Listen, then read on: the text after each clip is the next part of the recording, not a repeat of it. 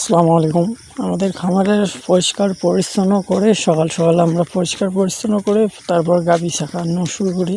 আর আমাদের এইখানে ইদানিং কয়েকদিন থেকে আমাদের সমস্যা হয় বিদ্যুতের, সেজন্য গরম আর বিদ্যুতের সমস্যা করে।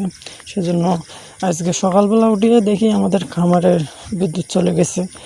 বিদ্যুৎ চলে যাওয়ার কারণে আমরা পরিষ্কার পরিচ্ছন্ন না করার আগে গাভীটা শেখানো শুরু করছি। আর গাভী আমরা পরিষ্কার পরিচ্ছন্ন করে শেখার চেষ্টা করি, কেন পরিষ্কার পরিচ্ছন্ন করলে থাকলে কোনো সমস্যা হয় না। সেই জন্য আমরা চেষ্টা করি সবসময় পরিষ্কার পরিচ্ছন্ন করে আমরা গাভীগুলো শেখানো। আর গাভী যদি পরিষ্কার পরিচ্ছন্ন করে শেখি তাহলে আমাদের গাভীগুলো সুস্থ থাকে, সবসময় সুন্দর থাকে আর পরিষ্কার থাকে, আর গাভী শেখানো সুবিধা হয়।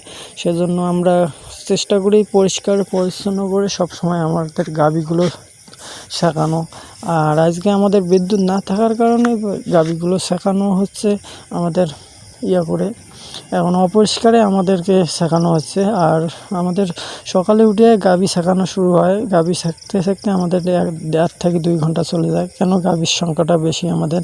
আর আমাদের গাভীর সংখ্যা বেশি হওয়ার কারণে আমাদের টাইমটা খুব যায়। আর আমাদের মেশিন ফার্মে নাই, মেশিন ইনশাআল্লাহ পরবর্তী আমরা নেব। আর এখন হাত দিয়ে আমরা শেখি, আর হাত দিয়ে না শিখলে মনে করো আমাদের মেশিন দিয়ে শিখলে তাহলে তাড়াতাড়ি হয়। আমাদের মেশিন নিতে অনেক টাকা খরচ হয়, সেজন্য আমরা মেশিন এখনও নিতে পারি না।